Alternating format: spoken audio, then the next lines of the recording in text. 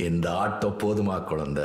குமுதம் ரிப்போர்ட்டர்ல அரசியல் வாரிசு நம்பர் நடிகை காதல் மோதல் தற்கொலை முயற்சி பின்னணி அம்பலம் அப்படிங்கிற தலைப்புல ஒரு தலையங்கம் வெளியிட்டு இருந்தாங்க.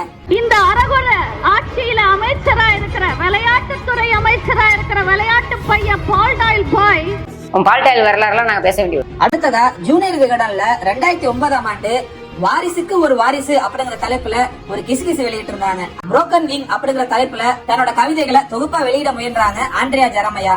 ஆனா அந்த வாரிசு அரசியல் தலைவர் கடும் அழுத்தத்தை கொடுத்து அவர் சார்ந்த கவிதைகளை மட்டும் அதுல இருந்து நீக்கி அதன் பிறகுதான் அதை வெளியிட்டாரு அப்படின்னு சொல்றாங்க. உதயநிதி ஸ்டாலினை பார்த்தது கூட இல்லை ஸ்ரீரெட்டி அந்தர் பல்டி அப்படிங்கிற தலைப்புல ஒரு கட்டுரை வெளியிட்டு இருந்தாங்க.